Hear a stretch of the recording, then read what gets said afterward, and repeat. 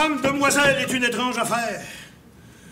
Et que mon mariage est une leçon bien parlante à tous les paysans qui veulent s'élever au-dessus de leurs conditions et s'allier comme je l'ai fait à la maison d'un gentilhomme. La noblesse de soi est bonne. C'est une chose considérable, assurément. Mais elle est accompagnée de tant de mauvaises circonstances qu'il est très bon de ne s'y point frotter. Je suis devenu là-dessus savant à mes dépens et connais le style des nobles lorsqu'ils nous font, nous autres, entrer dans leur famille. L'alliance qu'ils font est petite avec nos personnes. C'est notre bien même qu'ils épousent.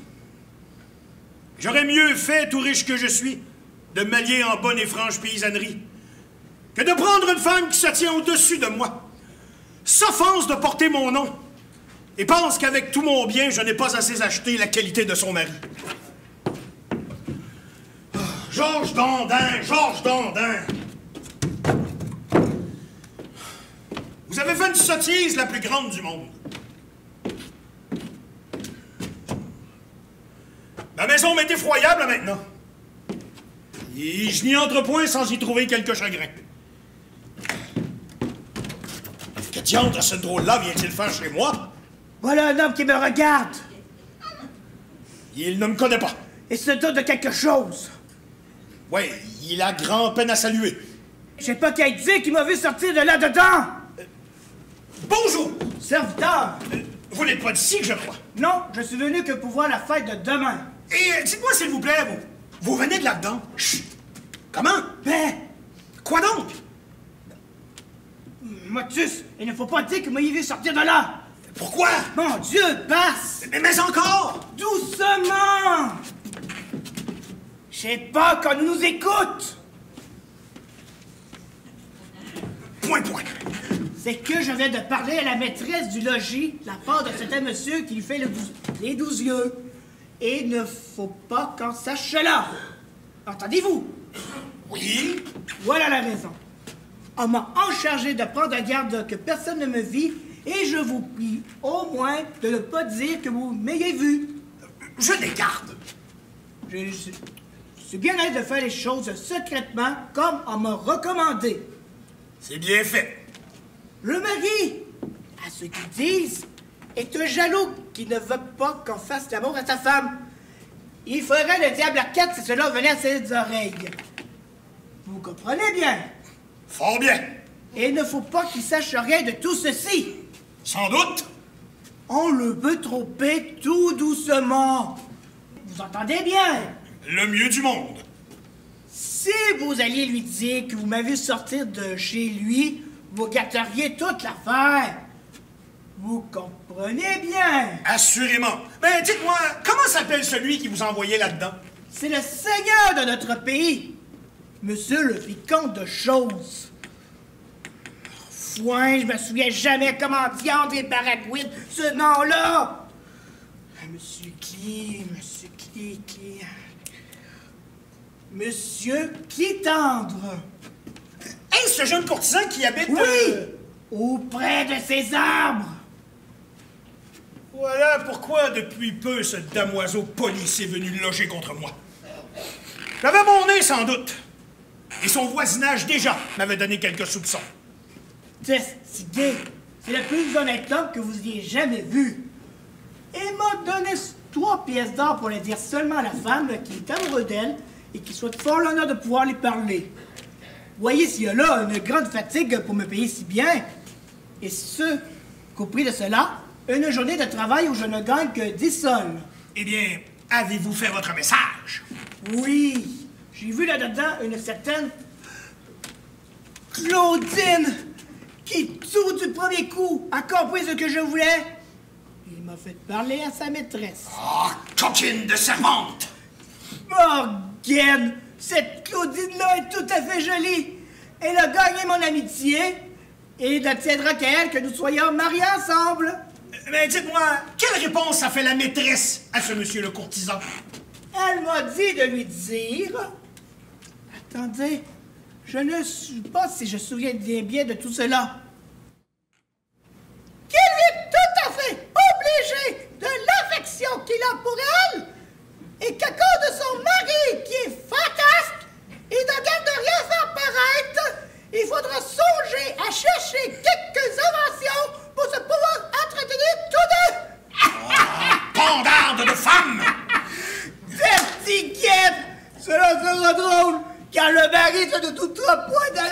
efficace!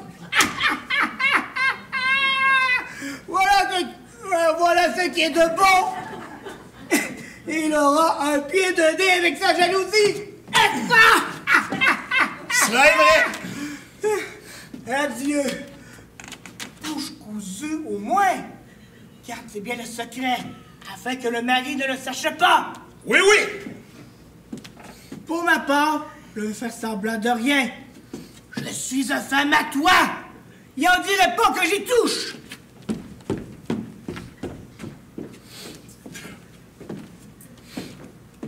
Eh bien, Georges Dandin, vous voyez de quelle heure votre femme vous traite?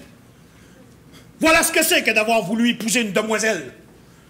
Là, on vous accommode de toutes pièces sans que vous ne puissiez vous venger. Et la gentilhommerie vous tient les bras liés.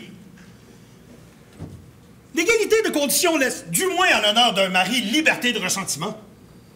Et si ça avait été une paysanne, vous auriez tous vos coups des franches à vous en faire la justice à grands coups de bâton. Et vous avez voulu tenter de la noblesse. Il vous ennuyait d'être maître chez vous. Ah, j'enrage de tout cœur et je me donnerais volontiers les soufflets. Quoi? Écouter impudemment l'amour d'un damoiseau et lui promettre en même temps de la correspondance? Ah, mon bleu, je ne peux point laisser passer une occasion de la sorte.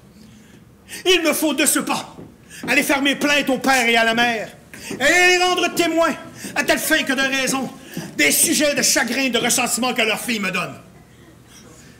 Mais les voilà l'un et l'autre fort à propos. Qu'est-ce, mon gendre? Vous me paraissez tout troublé. Mais en est-ce du sujet aussi? Dieu, notre gendre! Que vous avez peu de civilité de ne pas saluer les gens quand vous les approchez. Ma foi, ma belle-mère, c'est que j'ai d'autres choses à faire. Encore? Est-ce possible, notre gendre, que vous sachiez si peu votre monde et qu'il n'y a pas moyen de vous instruire de la manière qu'il faut vivre parmi les personnes de qualité? Comment? Ne vous déferez-vous jamais avec moi de la familiarité de ce mot de ma belle-mère? Et ne sauriez-vous vous accoutumer à me dire madame? Parbleu! Si vous pouvez m'appeler votre gendre, il me semble que je puis vous appeler ma belle-mère. Il y a fort à dire, mais les choses ne sont pas égales. Apprenez, s'il vous plaît, que ce n'est pas à vous à utiliser ce mot-là avec une personne de ma condition. Et que tout notre gendre que vous soyez, il y a une grande différence de vous et nous. Et que vous devez vous connaître. Ça en est assez, m'amour. Laissons cela. Mon Dieu, monsieur de Sottenville, vous avez des indulgences qui n'appartiennent qu'à vous. Et vous ne savez pas vous faire rendre par les gens ce qui vous est dû. Corbleu! On ne peut point me faire de leçons là-dessus. Et j'ai su montrer à ma vie par 20 actions de vigueur que je suis point homme à démordre jamais d'une partie de mes prétentions. Mais il suffit de lui avoir donné un petit avertissement. Sachons un peu, mon gendre, ce que vous avez dans l'esprit. Puisqu'il faut parler catégoriquement, je vous dirai, monsieur de Sottenville, que... Doucement, mon gendre. Apprenez qu'il n'est pas respectueux d'appeler les gens par leur nom. Et qu'à ceux qui sont au-dessus de nous, il faut dire monsieur tout court. Eh bien, monsieur tout court, et non monsieur de Sottenville, j'ai à vous dire que ma femme me donne... Tout beau. Apprenez aussi que vous ne devez pas dire ma femme quand vous parlez de notre fille. J'enrage. Comment ma femme n'est pas ma femme? Mais oui, notre gendre, elle est votre femme. Mais il ne vous est pas permis de l'appeler ainsi. Et c'est tout ce que vous pourriez faire si vous aviez épousé une de vos pareilles. Georges Dandin, où t'es-tu fourré? Et de grâce, laissez un peu votre gentilhommerie de côté et souffrez de ce que je vous parle maintenant comme je pourrai. Ô diantre soit la tyrannie de ces histoires-là. Bon. Je vous disais donc que je suis mal satisfait de mon mariage. Et la raison, mon gendre? Mais quoi parler ainsi d'une chose dont vous avez tiré de si grands avantages? Et quels avantages, madame? Puisque madame il y a. L'aventure n'a pas été mauvaise pour vous non plus. Car sans moi, vos affaires, avec votre permission, était fort délabré. Et mon argent a servi à reboucher d'assez bons trous. Mais moi, qu'ai-je profité, je vous prie? Que d'un allongement de nom, et au lieu de Georges Landin, ai-je reçu par vous le titre de Monsieur de la Dandinière? Ne comptez-vous rien, mon gendre, l'avantage d'être allié à la maison de Sautanville? Et à celle de la prudeterie, dont j'ai l'honneur d'être issu. Maison d'où le ventre anoblit, et qui, par ce beau privilège, rendra vos enfants gentilshommes. Oui, cela est vrai. Mes enfants seront gentilshommes. Mais je serai cocu, moi, si on y met ordre. Que veut dire cela, mon gendre? Cela veut dire que votre fille ne vit pas comme il faut qu'une femme vive, et qu'elle fait des choses qui sont contre l'honneur. Tout bon, prenez garde à ce que vous dites. Ma fille est d'une race trop pleine de vertu pour se porter jamais à faire aucune chose dont l'honnêteté soit blessée. Et de la maison de la prudeterie, il y a plus de 300 ans qu'on n'a point remarqué qu'il y ait eu une femme, Dieu merci, qui ait fait parler d'elle. Corbleu! Dans la maison de Sautanville, on n'a jamais vu de coquette. Et la bravoure n'est pas plus héréditaire aux mâles que la chasteté aux femelles. Nous avons une Jacqueline de la prudeterie qui ne voulut jamais être la maîtresse d'un duc et père, gouverneur de notre province. Et il y a une Mathurine de Sautanville qui refusa 20 000 écus d'un favori du roi, qui ne lui demandait seulement qu'à la faveur de lui parler. Oh, votre fille n'est pas si difficile que cela. Et elle s'est apprivoisée depuis qu'elle est chez moi. Mais expliquez-vous, mon gendre. Nous ne sommes point gens à supporter dans de mauvaises actions. Et nous serons les premiers, sa mère et moi, à vous en faire la justice. Nous n'entrons donc point railleries sur les matières de l'honneur, et nous l'avons élevé dans toute la sévérité possible. Tout ce que je vous puis dire, c'est qu'il y a ici un certain courtisan que vous avez vu, qui est amoureux d'elle à ma barbe, et qui lui a fait faire des protestations d'amour qu'elle a très humainement écoutées. Chut!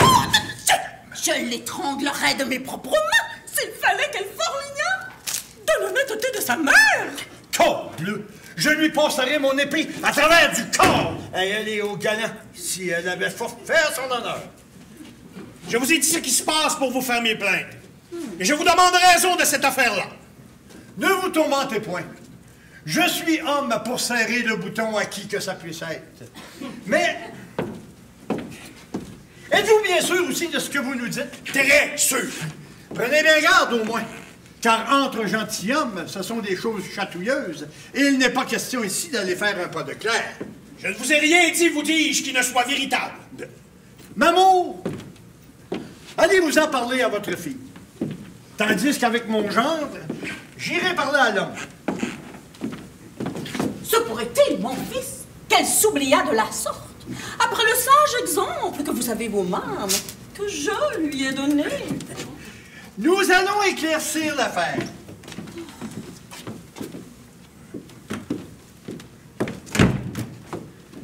Suivez-moi, mon gendre, et vous verrez de quel bois nous nous chauffons lorsqu'on s'attaque à ceux qui nous peuvent appartenir. Ah! Le voici qui vient vers nous. Monsieur, suis-je connu de vous? Non, pas que je sache, monsieur. Je m'appelle le baron de Sautanville. Je m'en réjouis fort. Mon nom est connu à la cour. Et j'eus l'honneur de ma jeunesse de me signaler des premiers à l'arrière-ban de Nancy. À la bonne heure. Monsieur, mon père, Jean-Gilles de Sautanville, a eu la gloire d'assister en personne au grand siège de Montauban. J'en suis ravi. Et j'ai un aïeul, Bertrand de Sautanville, qui fut si considéré en son temps que d'avoir permission de vendre tout son bien pour le voyage outre-mer. Je le veux croire. Il m'a été rapporté, monsieur, que vous aimez poursuivre une jeune personne qui est ma fille, pour laquelle je m'intéresse. Et pour l'homme que vous voyez, qui a l'honneur d'être mon gendre. Qui? Moi? Oui. Je suis bien aise de vous parler pour tirer de vous, s'il vous plaît, un éclaircissement de cette affaire. Voilà une étrange médisance. Qui vous a dit cela, monsieur? Ben, quelqu'un qui croit le bien savoir. Ce quelqu'un-là a menti. Je suis honnête homme. Me croyez-vous capable, monsieur, d'une action aussi lâche que celle-là? Moi, aimer une belle et jeune personne, qui a l'honneur d'être la fille de monsieur le baron de Sautanville. Je vous révère trop pour cela. Et suis votre serviteur. Quiconque vous l'a dit est un sot. Allons, mon gendre! Quoi? C'est un coquin et un maraud. Répondez! Répondez vous-même! Si je savais que ce peut être, je lui mettrais en votre présence de l'épée dans le ventre. Soutenez donc la chose! Elle est toute soutenue! Cela est vrai! Est-ce votre gendre, monsieur, qui... Oui, c'est lui-même qui s'en est plaint à moi.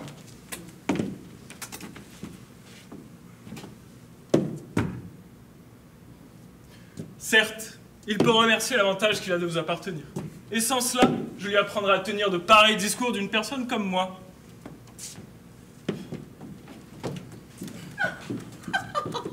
Pour ce qui est de cela, la jalousie est une étrange chose. Je manie ici ma fille afin d'éclaircir l'affaire en présence de tout le monde. Est-ce donc vous, madame, qui avez dit à votre mari que je suis amoureux de vous? Moi? Et comment lui aurais-je dit? Est-ce que cela est? Je voudrais bien le voir vraiment. Que vous fussiez amoureux de moi. Jouez-vous-y. Je vous en prie. Vous trouverez à qui parler. C'est une chose dont je vous conseille de faire. Ayez recours pour voir à tous les détours des amants. Essayez un peu par plaisir à m'envoyer des ambassades, à m'écrire secrètement de petits billets doux, à épier les moments que mon mari ne sera pas, ou le temps que je sortirai pour me parler de votre amour.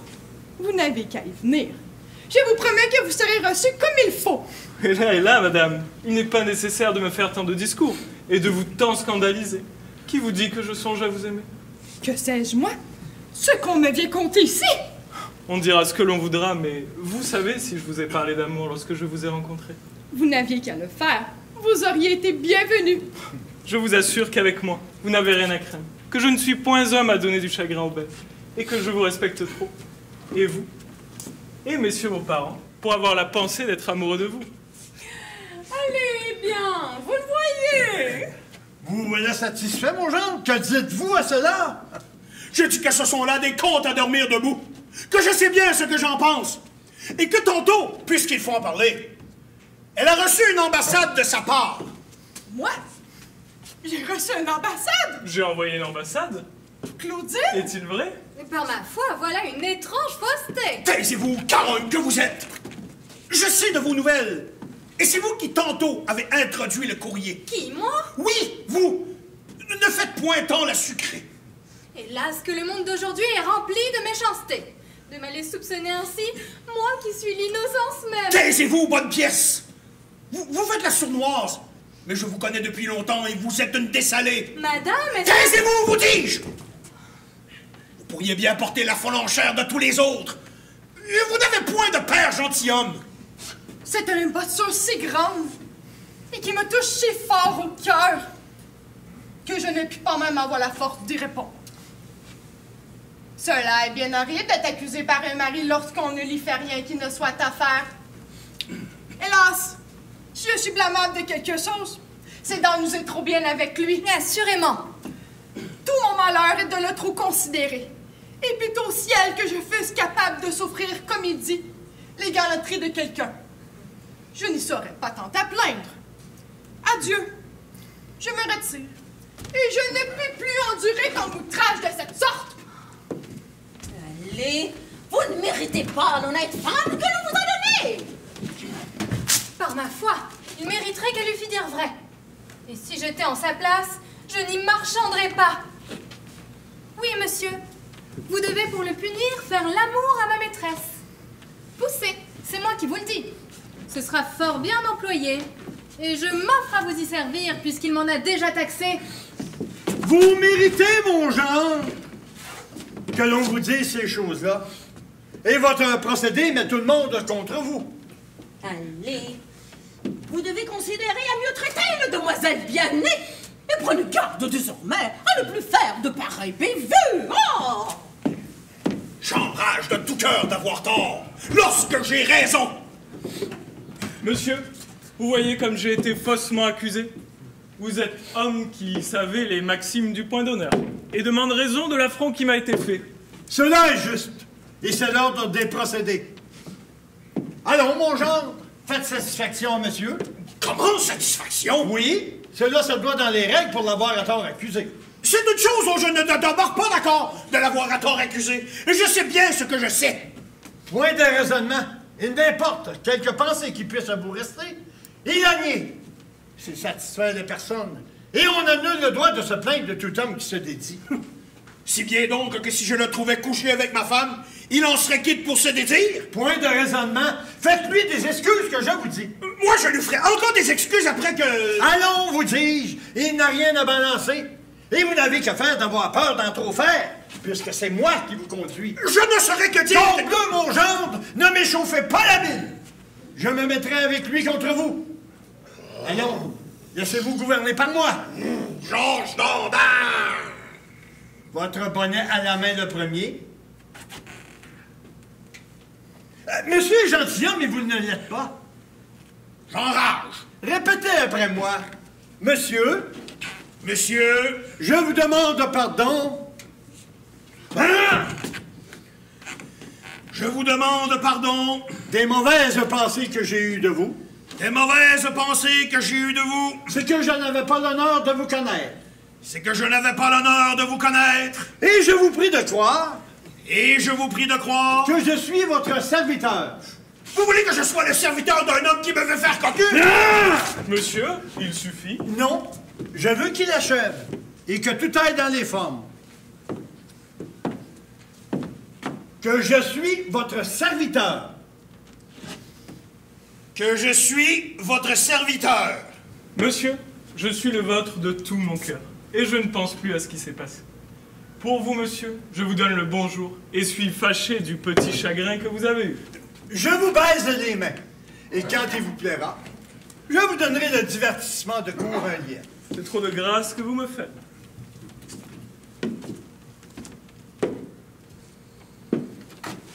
Voilà, mon gendre, comme il faut pousser les choses. Adieu. Sachez que vous êtes entré dans une famille qui vous donnera de la pluie et ne souffrira point que l'on vous fasse aucun affront.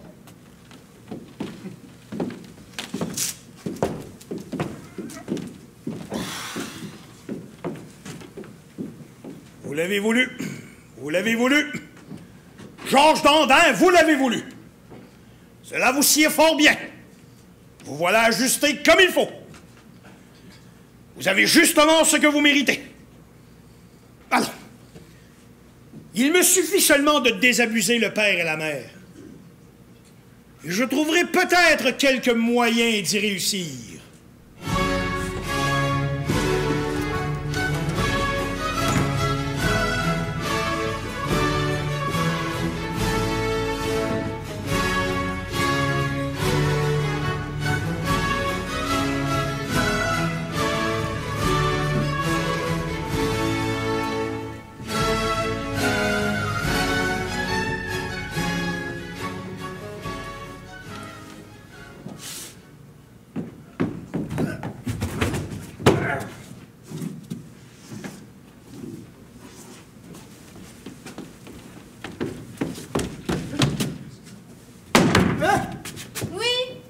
Deviné qu'il fallait que cela vînt de toi. Et que tu l'eusses dit à quelqu'un qu'il l'ait rapporté à notre maître. Pas ma foi, je n'ai touché qu'un petit mot en passant à un homme, afin qu'il ne dise point qu'il m'a vu sortir. Il faut que les gens se paient ici soient de grands babillons. Vraiment, ce monsieur le vicomte a bien choisi son monde que de te prendre pour son ambassadeur. Et il s'est allé servir là d'un homme bien chanceux. Bah, une autre fois, je serai plus sage. Et je tiendrai mieux garde à moi. Oui, oui, il sera temps. Ne parlons plus de cela. Écoute!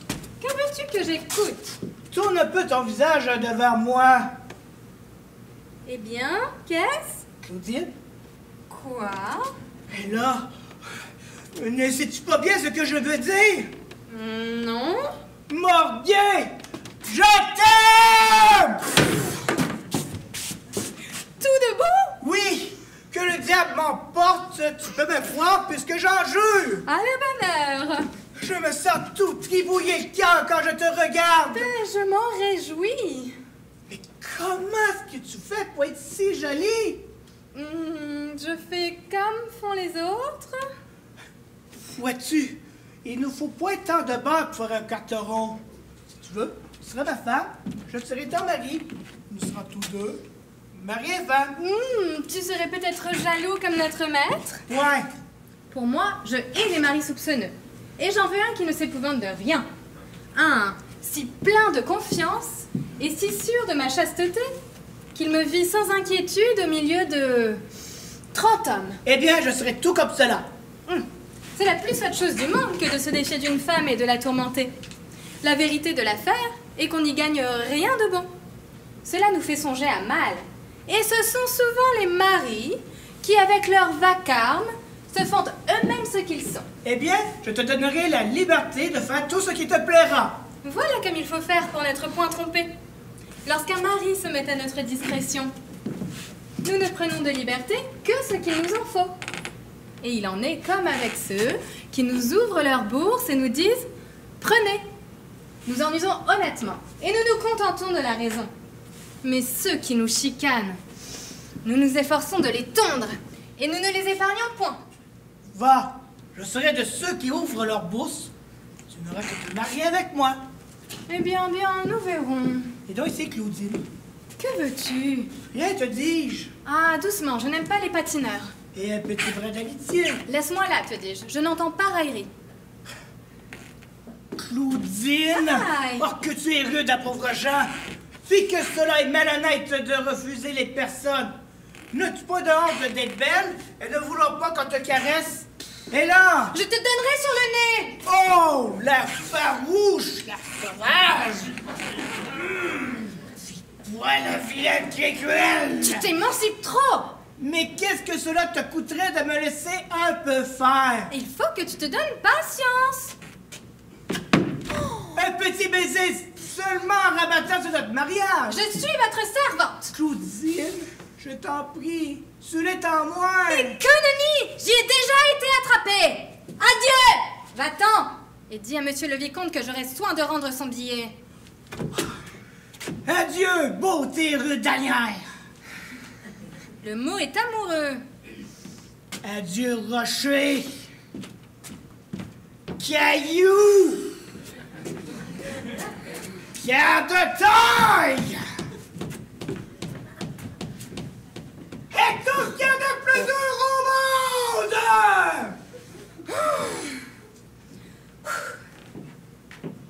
Je vais remettre aux mains de ma maîtresse.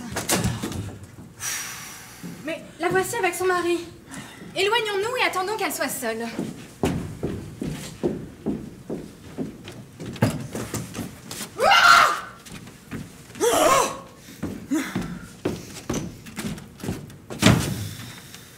Non, non! On ne m'abuse pas avec tant de facilité. Et je ne suis que trop certain que le rapport que l'on m'a fait est véritable. J'ai de meilleurs yeux qu'on ne pense, et votre galimacias ne m'a point tantôt ébloui. Ah, la voilà. Mais le mari est avec elle. Au-delà de toutes vos grimaces, j'ai vu la vérité de ce que l'on me dit, et le peu de respect que vous avez pour le nœud qui nous joint, et...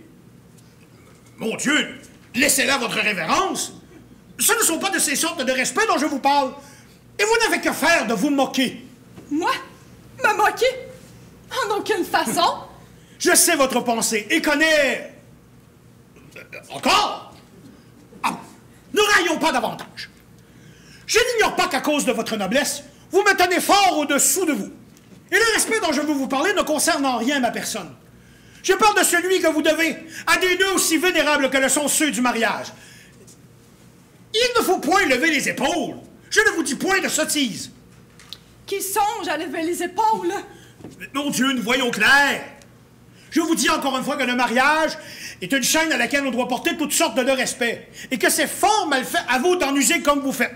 Oui, oui, mal fait à vous. Et vous n'avez qu'à faire de hocher la tête et de me faire la grimace. Moi? Je ne sais ce que vous voulez dire. Je le sais fort bien, moi. Et vos mépris me sont connus.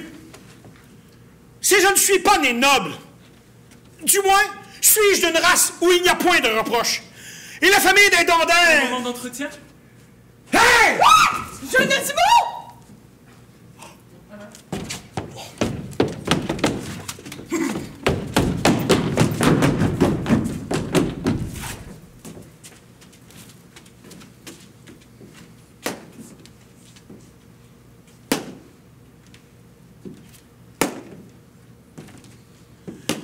Le voici qui vient rôder autour de vous. Eh bien, est-ce ma faute? Que voulez-vous que j'y fasse? Je veux que vous y fassiez ce que fait une femme qui ne doit plaire qu'à son mari. Quoi qu'on en puisse dire, les galants n'obsèdent jamais que quand on le veut bien. Il y a un certain air doucereux qui les attire, ainsi que le miel fait les mouches. Et les honnêtes femmes ont des manières qui les savent chasser d'abord. Moi? Les chasser? Et par quelle raison? Je ne me scandalise point qu'on me trouve bien faite. Et cela me fait du plaisir. Oui? Mais quel personnage voulez-vous que joue un mari pendant cette galanterie? Le personnage d'un honnête homme qui est bien aise de voir sa femme considérée. Je suis votre valet. Cela n'est pas mon compte. Et les Dandins ne sont point accoutumés à cette mode-là. Les Dandins s'y accoutumeront s'ils veulent. Car pour moi, je vous déclare que mon dessein n'est pas de renoncer au monde et de m'enterrer toute vive dans un mari. Comment? Parce qu'un homme s'avise de nous épouser? Il faut d'abord que toute chose soit finie pour nous et que nous rompions tout commerce avec les vivants. C'est une chose merveilleuse de cette tyrannie de Monsieur les maris. Et je les trouve bons de vouloir qu'on soit morte à tous les divertissements et qu'on ne vive que pour eux. Je me moque de cela. Il ne veut point mourir si jeune. C'est ainsi que vous satisfaites aux engagements de la foi que vous m'avez donnés publiquement. Moi, je ne vous l'ai point donné de mon cœur et vous me l'avez arraché.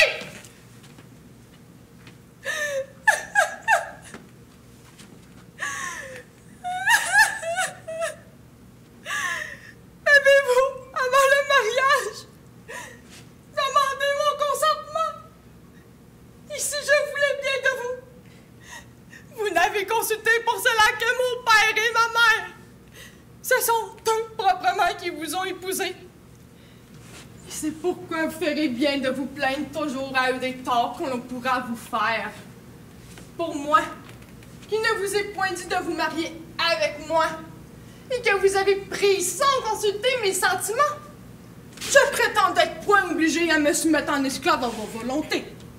Et je veux jouir, s'il vous plaît, de quelques nombre de beaux jours que m'offre la jeunesse, prendre les douces libertés que l'âge me permet, voir un peu le beau monde et goûter le plaisir de m'ouïr des douceurs. Préparez-vous-y pour votre punition et rendez grâce au ciel ce que je ne suis pas capable de quelque chose de pire. Oui, c'est ainsi que vous le prenez. Je suis votre mari et je vous dis que je n'entends pas cela. Moi, je suis votre femme et je vous dis que je l'entends.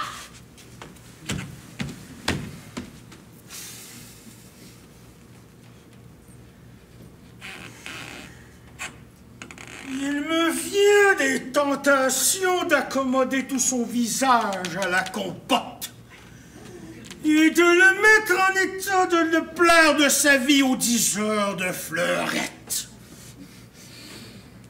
Oh, Georges Dandin, je pourrais me retenir. Il vaut mieux quitter la place.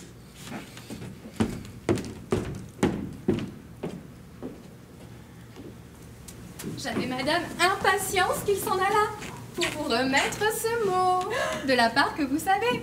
Voyons!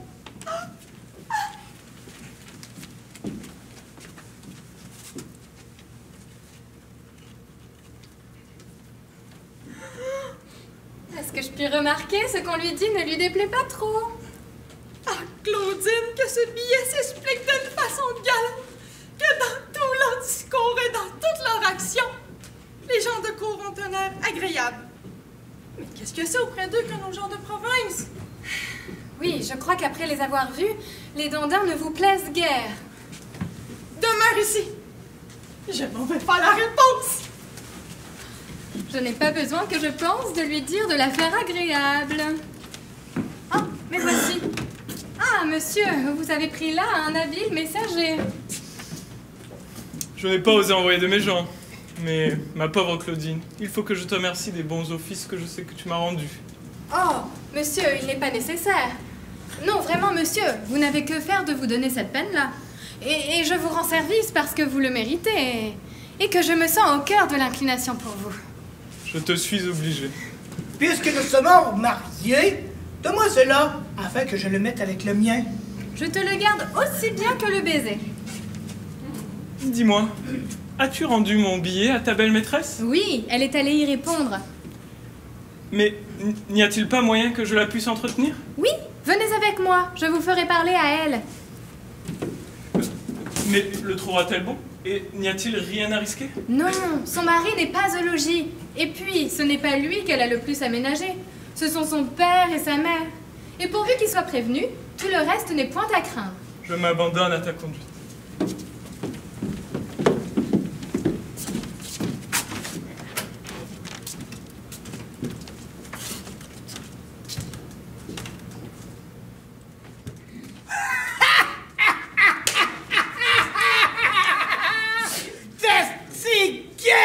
Que j'aurai là une habile femme. Elle a de l'avenir comme quatre.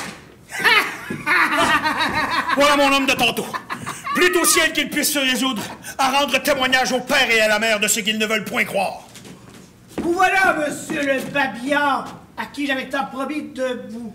à qui vous m'avez tant promis de pas parler. Et que vous m'avez tant promis, bien entendu. Vous êtes donc en causeur. Et vous allez redire ce qu'on vous dit en secret. Quoi? Oui.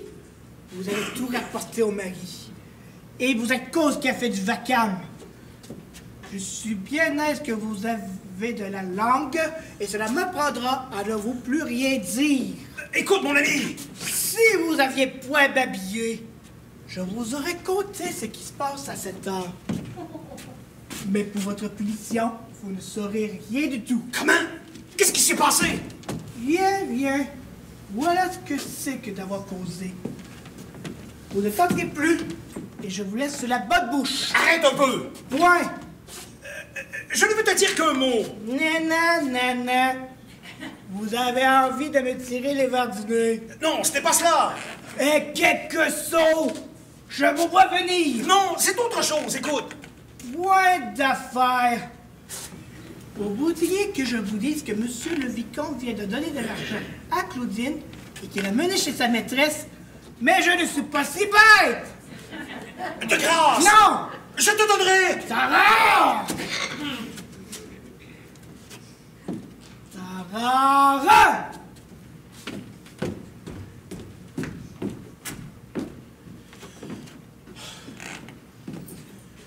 Je n'ai pu me servir avec cet innocent de la pensée que j'avais. Mais le nouvel avis qu'il vient d'échapper ferait la même chose. Et si je trouvais chez moi le galant, ce serait pour avoir raison aux yeux du père et de la mère, et de les convaincre pleinement de l'effronterie de leur fille. Le mal de tout cela, c'est que je ne sais comment faire pour profiter d'un tel avis. Si je rentre chez moi, je ferai évader le drôle. Et quelque chose que je puisse voir moi-même de mon déshonneur, je n'en serai point cru à mon serment. Et l'on dira que je rêve. D'autre part, si je vais quérir beau-père et belle-mère, sans être sûr de trouver chez moi le galant, ce sera la même chose. Et je retomberai dans l'inconvénient de tantôt. Pourrais-je m'éclaircir doucement s'il y est encore?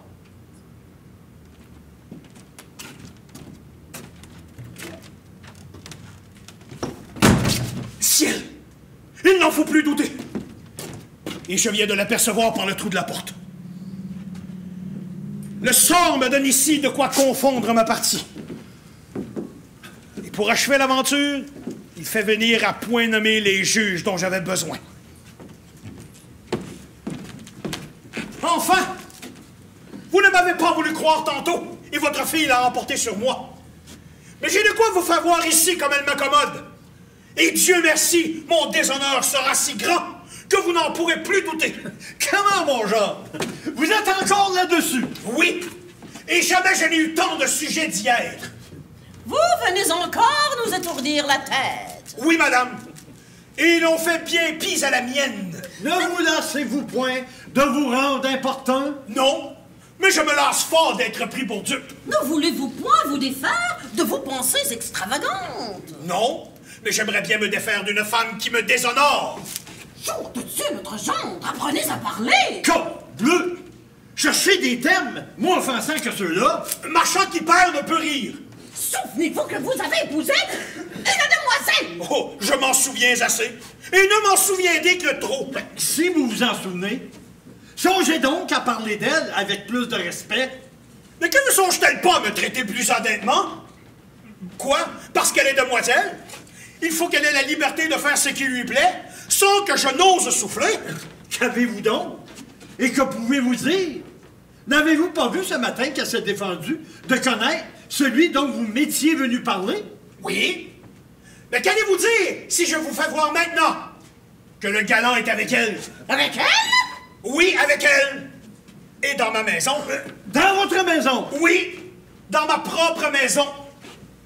Et si cela est, nous serons pour vous contre elle. Oui, l'honneur de notre famille nous est plus cher que toute chose. Et si vous dites vrai, nous la renoncerons pour notre sang et l'abandonnerons à votre colère. Vous n'avez qu'à me suivre. Prenez garde de vous tromper. N'allez pas faire comme tantôt. Mon Dieu, vous verrez. Ah ouais.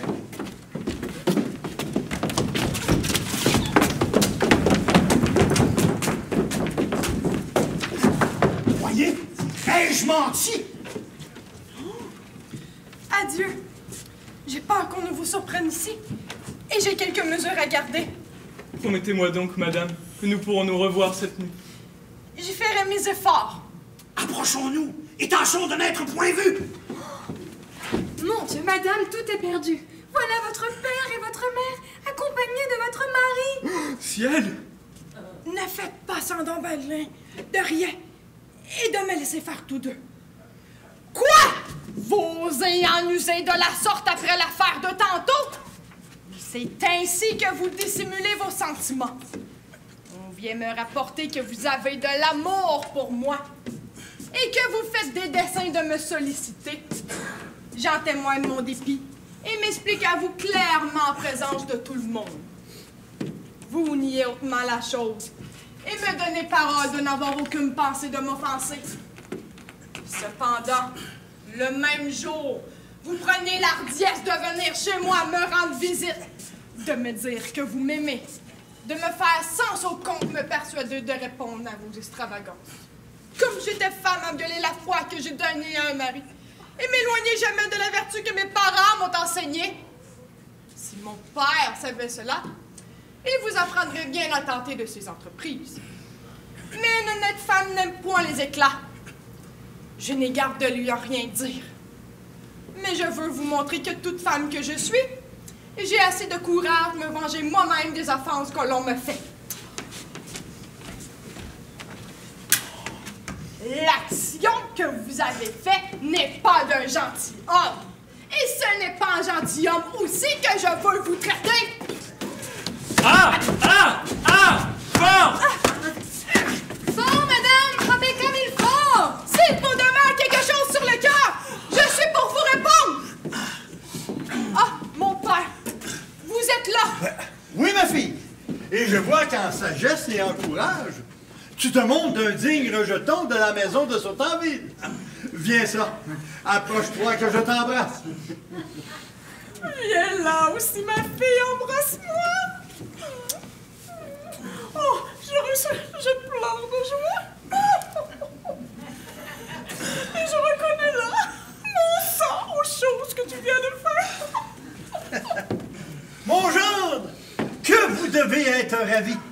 Et que cette aventure est pour vous pleine de douceur. Vous aviez un juste sujet de vous alarmer. Mais vos soupçons se trouvent dissipés le plus avantageusement du monde. Sans doute notre genre. Vous devez maintenant être le plus content des hommes. Assurément. Cette femme, vous êtes trop heureux de la voir. Et vous devriez baiser les pas où elle passe. Traîtresse! Qu'est-ce, mon gendre? Que ne remerciez-vous un peu votre femme de l'amitié que vous voyez qu'elle monte pour vous? Non, non, mon père. Il ne m'a aucune obligation de ce qu'il vient de voir. Et tout ce que j'en fais n'est que pour l'amour de moi-même. Où allez-vous, ma fille? Je me retire, mon père. Pour ne me voir point obligé à recevoir ses compliments. Elle a raison d'être en colère. C'est une femme qui mérite d'être adorée. Et vous ne la traitez pas comme vous devriez. Scélérate! C'est un petit ressentiment de l'affaire de tantôt. Et cela se passera avec un peu de caresse que vous lui ferez. Adieu, mon gendre. Vous voilà en état de ne vous plus inquiéter. Allez-vous-en faire la paix ensemble et tâchez de l'apaiser par des excuses de votre emportement. Vous devez considérer que c'est une fille élevée à la vertu et qu'elle n'est point accoutumée à se voir soupçonnée d'aucune vilaination. Adieu, je suis ravie de voir vos désordres finis et des transports de joie que doit vous donner sa conduite.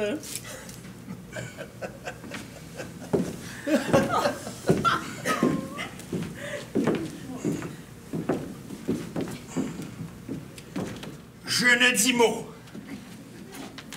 car je ne gagnerai rien à parler. Et jamais elle ne s'est rien vu d'égal à ma disgrâce. J'admire mon malheur et la subtile adresse de ma carogne de femme pour se donner toujours raison et me faire avoir tort. Est-ce que toujours j'aurai du dessous sur elle? Est-ce que les apparences toujours tourneront contre moi et que je n'arriverai point à convaincre mon effronté? Au ciel!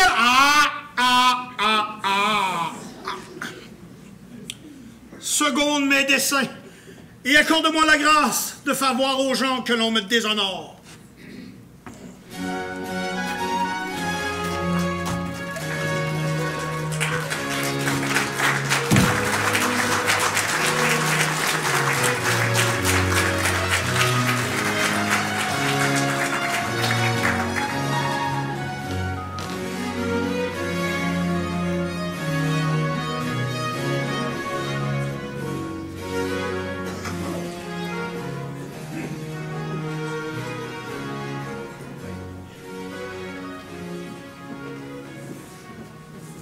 La nuit est avancée, et j'ai peur qu'il ne soit trop tard.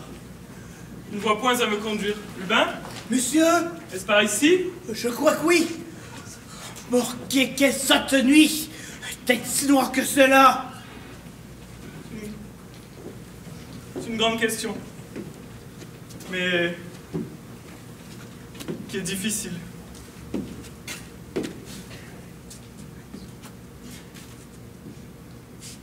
Lubin? Oui, je crois que oui, monsieur. J'ai appris le latin. J'explique le latin. Quoique je ne l'ai jamais appris. Et voyons l'autre jour, écrit sur une grande porte, Collegium, je devinais que cela voulait dire collège. Tu sais donc lire, Lubin? Oui, je sais lire la coulée, mais je n'ai jamais su apprendre à lire l'écriture. Nous voici contre la maison. C'est le signal que m'a donné Claudine. Par ma foi, c'est une femme qui vaut de l'argent, et je l'aime de tout mon cœur.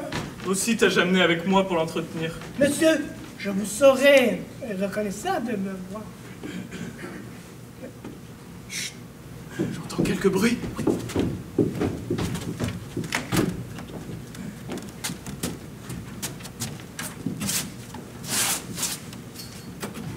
Claudine! Eh bien, laisse la porte entr'ouverte! Voilà qui est fait. Ce sont elles. Madame? Quoi? Claudine? Qu'est-ce? Ah, madame, que de joie. Claudine! Oh, ma pauvre Claudine! Doucement, monsieur. Tout beau, Lubin. Est-ce donc vous, Claudine? Oui, Est-ce vous, madame? oui. Vous avez pris l'une pour l'autre.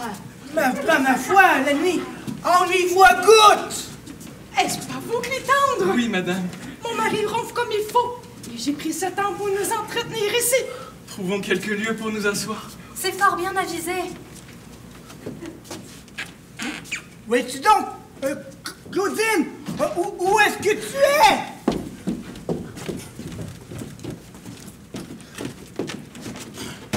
es? J'ai entendu descendre ma femme. Je me suis vite habillé pour descendre après elle. Où peut-elle être allée? Serait-elle sortie? Où est-ce que tu es, Claudine? Ah, te voilà! Ah, ma foi, ton maître est plaisamment attrapé. Et je trouve cela aussi drôle, les coups de bâton de tantôt dans ma ici. Ta maîtresse me dit qu'il rentre en cette heure, comme tous les diantres. Il ne sait pas que monsieur le vicomte et elle sont ensemble pendant qu'il dort. Je me demande qu'est-ce que j'ai fait maintenant. C'est tout à fait risible. De quoi s'avise-t-il aussi qu'il soit jaloux de sa femme et qu'il soit à lui tout seul? Monsieur, c'est un impertinent. Et monsieur le vicomte lui fait trop d'honneur. Tu dis des mots, Claudine? Allons. Suivons-les. Étonne ta petite menotte que je la baise.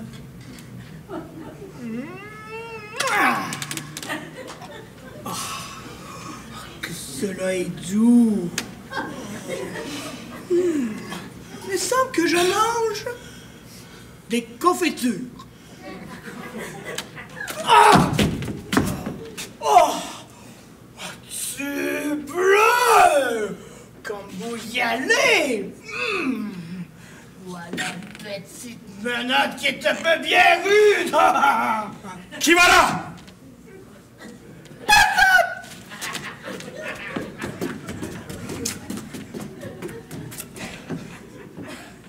Il fuit. Il me laisse informer de la nouvelle perfidie de ma coquine.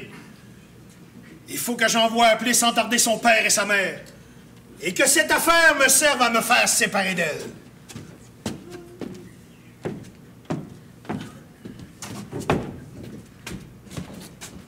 Oh là! Colin! Colin! Monsieur?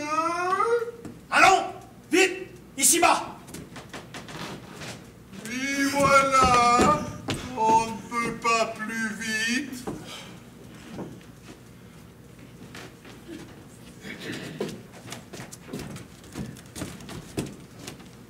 Tu es là? Oui, monsieur. Doucement! Parle bas! Écoute. Va-t'en sans tarder chez mon beau-père et ma belle-mère et leur dis très instamment de se rendre ici tout à l'heure. Entends-tu? Colin! Colin! Monsieur? Où diable es-tu? Ici? Peste soit du maroufle qui s'éloigne de moi. Je veux que tu ailles sans tarder trouver mon beau-père et ma belle-mère et leur dis que je les conjure de se rendre ici tout à l'heure. Entends-tu bien? Colin? Colin? Monsieur! Voilà un pandard qui me fera enrager. Allons, viens-t'en à moi.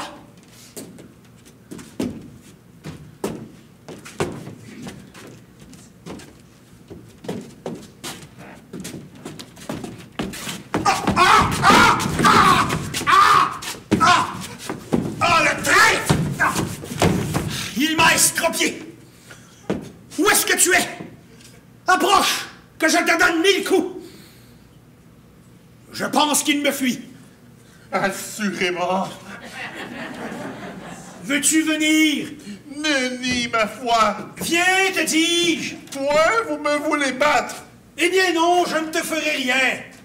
Assurément. Oui.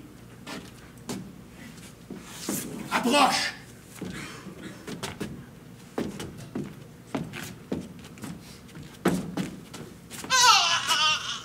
Bon.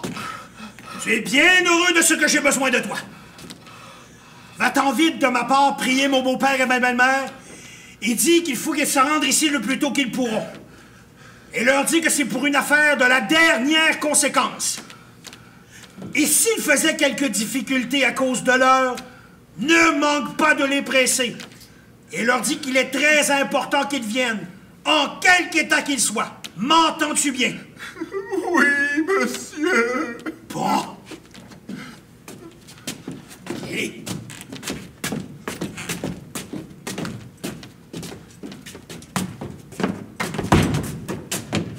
Allez, va vite. Et reviens de même. Moi, je vais rentrer dans ma maison en attendant que... J'entends quelqu'un venir. Ne serait-ce point ma femme? Il me faut écouter et profiter de l'obscurité qu'il fait.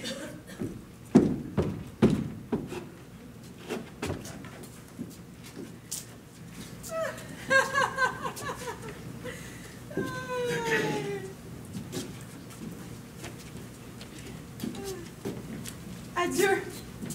Il est temps de se retirer. Quoi? Si tôt? Nous nous sommes assez entretenus. Ah, madame, puis-je assez vous entretenir et trouver en si peu de temps toutes les paroles dont j'ai besoin. Il me faudrait des journées entières pour me bien entretenir à vous de ce que je sens. Et je ne vous ai pas dit encore la moindre partie de ce que j'ai à vous dire. Nous n'en écouterons une autre fois davantage. Hélas, de quel coup me percez-vous l'âme quand vous parlez de vous retirer? Et avec combien de chagrin m'allez-vous laisser maintenant?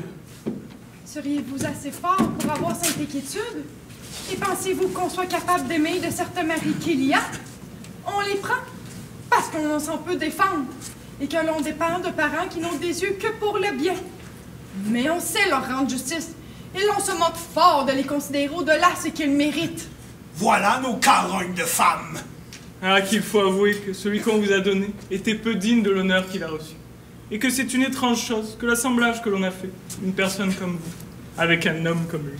Pauvre Marie. Voilà comment on vous traite. Vous méritez une toute autre destinée. Et le ciel ne vous a point faite pour être la femme d'un paysan. Plutôt si elle fût-elle la tienne, tu changerais bien de langage. Rentrons, c'en est assez. Madame, si vous avez à dire du mal de votre mari, dépêchez vite car il est tard. Ah, Claudine, que tu es cruelle. Adieu. Il faut donc s'y résoudre, puisque vous le voulez. Mais au moins, je vous conjure, de me plaindre un peu des mauvais moments que je vais passer. Où es-tu donc, Claudine? Que je te dise de bonsoir! Va, va! Je le reçois de loin et je te renvoie autant!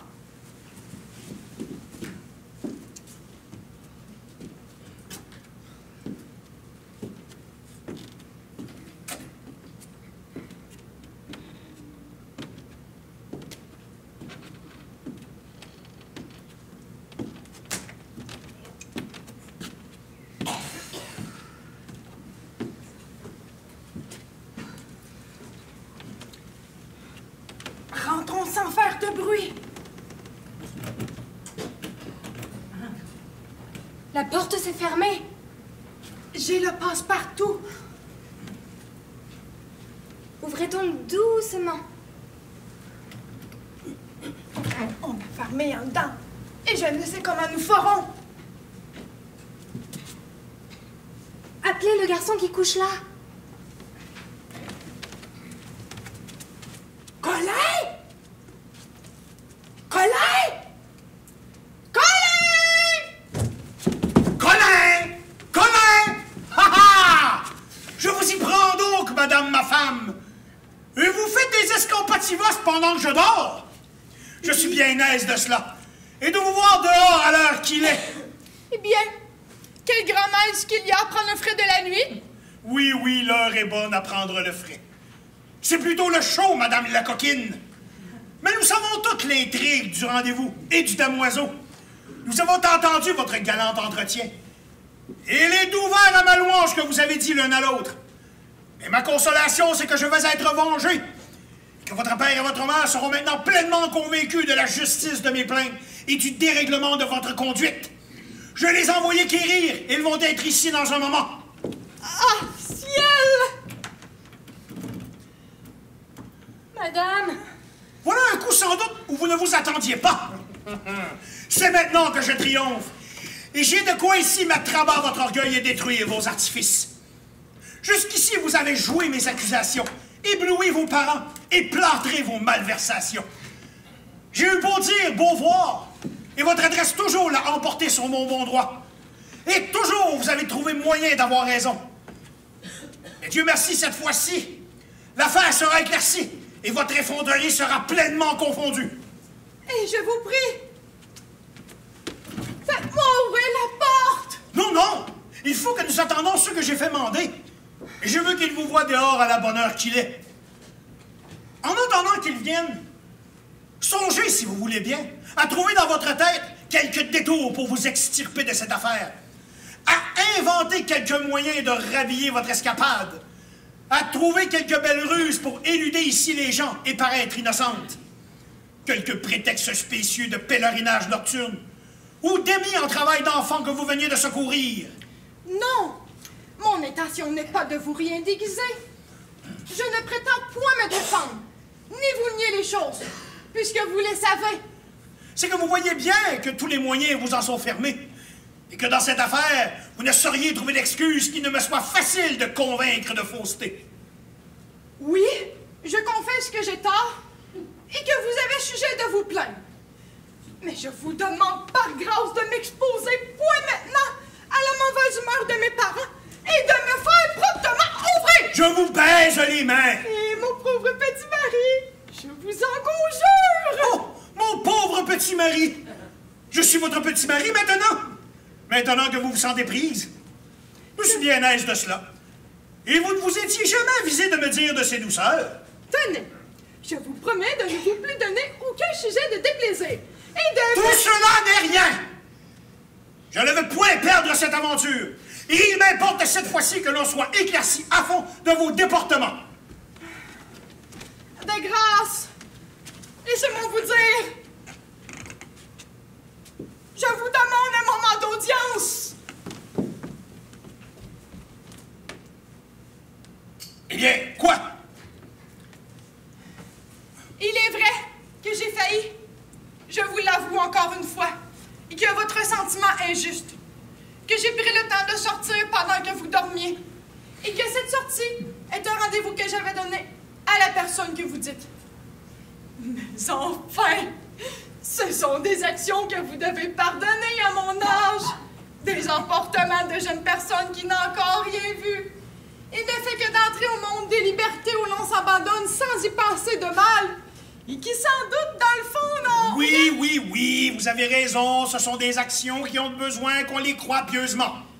Je ne veux point m'excuser par là d'être coupable envers vous. Et je vous prie seulement d'oublier une offense dont je vous demande pardon de tout mon cœur. Et de m'épargner en cette rencontre les déplaisirs que me pourraient causer les reproches fâcheux de mon père et de ma mère. Si vous m'accordez généreusement la grâce que je vous demande, ce procédé obligeant cette bonté que vous me ferez voir me gagnera entièrement et touchera tout à fait mon cœur. Et il fera naître pour vous ce que tout le pouvoir de mes parents et les liens du mariage n'avaient pu y jeter. En un mot, elle sera cause que je renoncerai à toutes les galanteries et n'aurai de l'attachement que pour vous. Oui, je vous donne ma parole que vous m'allez voir désormais la meilleure femme du monde et que je vous témoignerai dans l'amitié. Dans l'amitié, que vous en serez satisfait.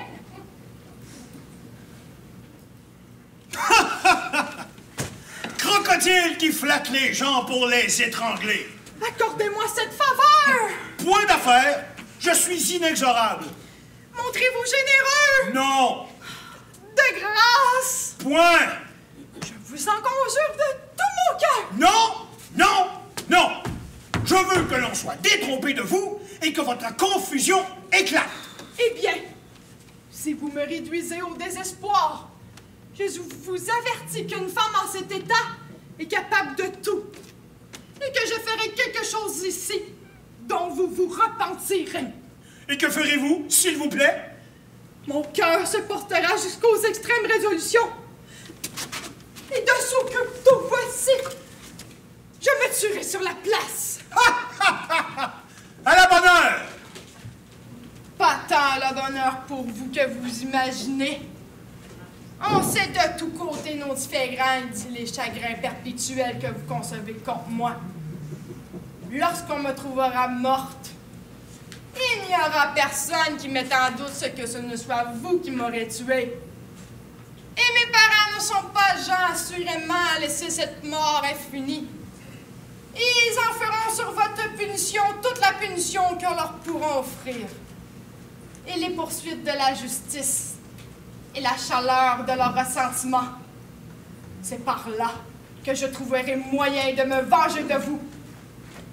Et je ne suis pas la première qui a su recourir à de pareilles vengeances, qui n'ait pas fait difficulté de se donner la mort pour perdre ceux qui ont la cruauté de nous pousser à la dernière extrémité. Je suis votre valet. On ne s'avise plus de se tuer soi-même. Et la mode en est passée depuis longtemps. C'est une chose dont vous pouvez vous tenir sûr.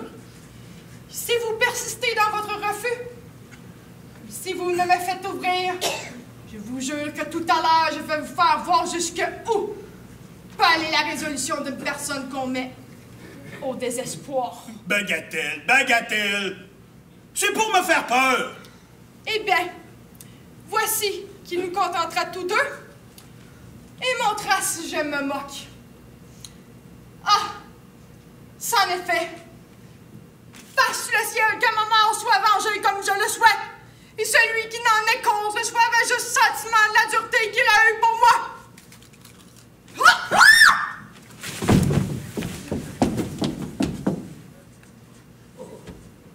Ouais, serait-elle bien si malicieuse que de se tuer pour me faire pendre? Prenons un bout de chandelle pour aller voir. Mais rageons-nous chacune immédiatement contre un des côtés de la porte.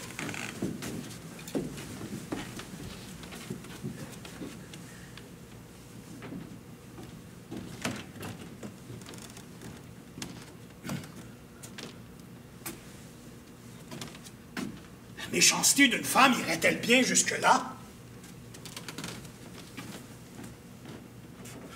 Personne. La pendarde s'est retirée, voyant qu'elle ne gagnait rien après moi, ni par prière, ni par menace.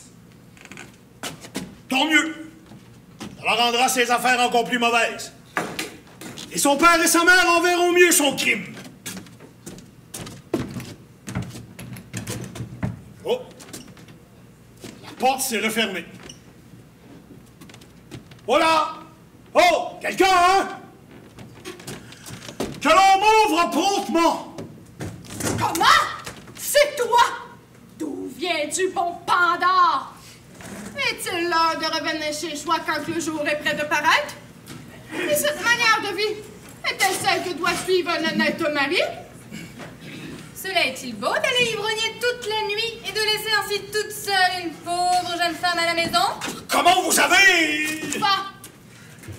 Va, traître! Je suis lâche de tes déportements. Et je m'en veux plaindre sans plus tarder à mon père et à ma mère. Quoi? C'est ainsi que vous osez me... Approchez de grâce. Et venez me faire raison de l'insolence la plus grande du monde. D'un mari à qui le vin et la jalousie ont troublé de telle sorte la cervelle qu'il ne sait plus ni ce qu'il dit, ni ce qu'il fait. Il vous a lui-même envoyé quérir pour vous faire témoin de l'extravagance la plus étrange dont on n'ait jamais ouï parler. Le voilà, comme vous voyez, après cette fête attendre toute la nuit. Si vous l'écoutez, il vous dira qu'il y a les plus grandes plaintes du monde à vous faire de moi. Que durant qu'il dormait, Je me suis dérobée d'auprès de lui pour m'en aller courir. Et sans autre compte de même nature qui est allé rêver. Voilà une méchante carogne! Oui, il nous a voulu faire croire qu'il était dans la maison, que nous étions dehors, et c'est une folie qu'il n'y a point moyen d'y ôter de la tête. Comment? Qu'est-ce à dire cela?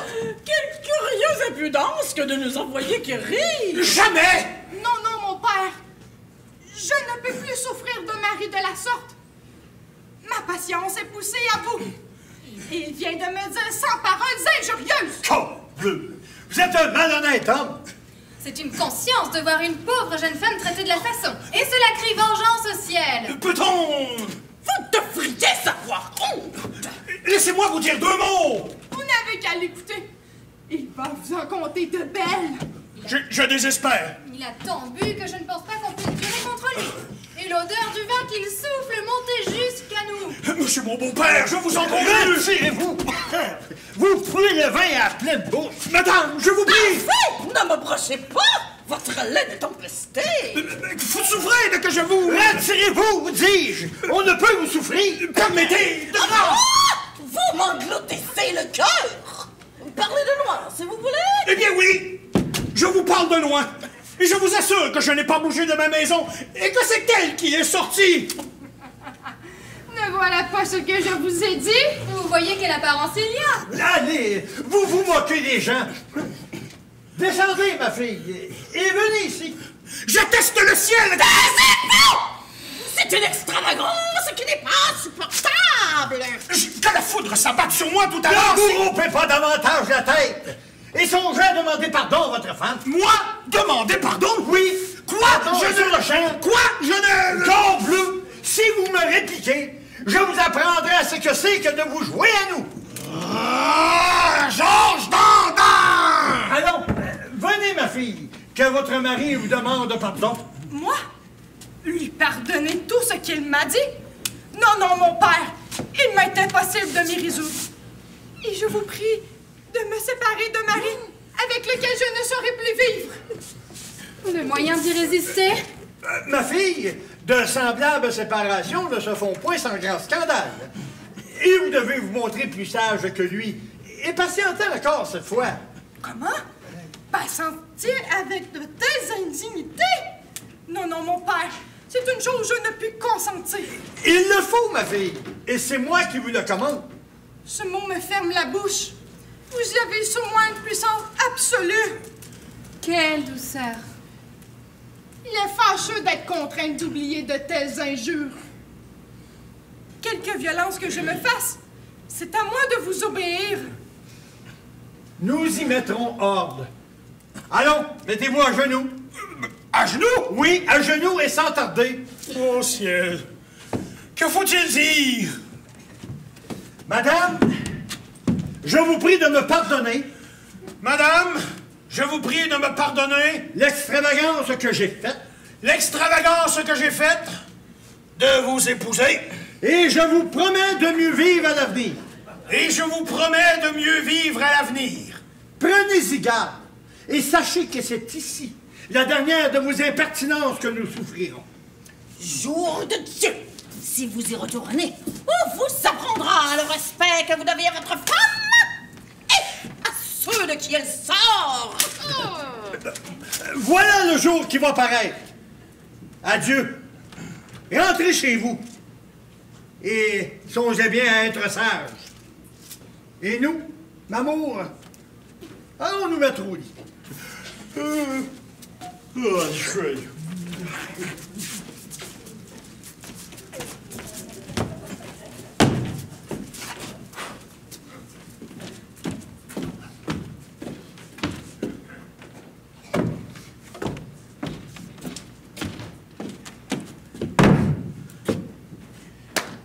Je le quitte maintenant.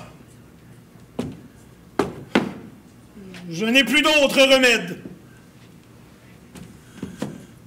Lorsqu'on a, comme moi, épousé une méchante femme, le meilleur parti que l'on puisse prendre,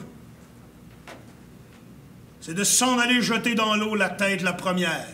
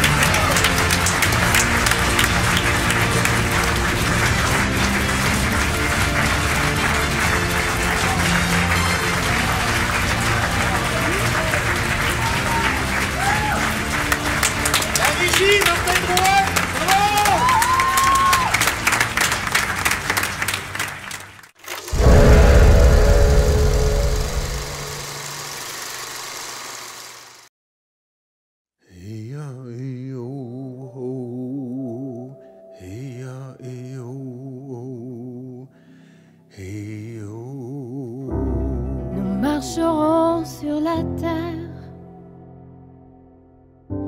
ensemble un autre millénaire, nos visages baignés de soleil, nos cœurs grands comme le ciel. J'entends nos voix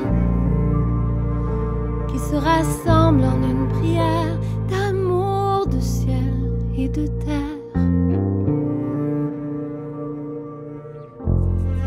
Au cœur des lettres et des sons, j'entends murmure un rêve profond.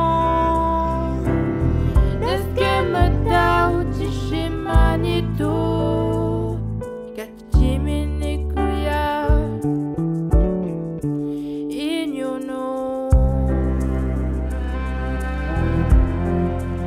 Makak mutino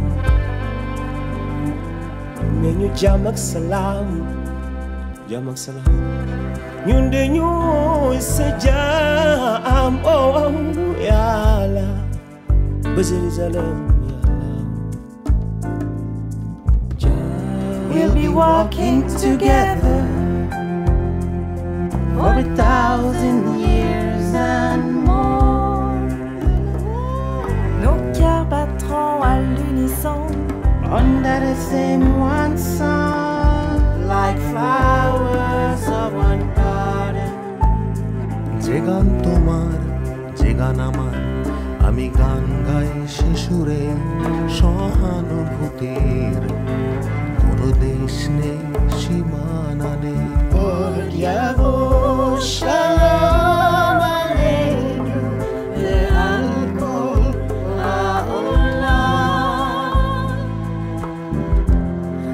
aujourd'hui unissons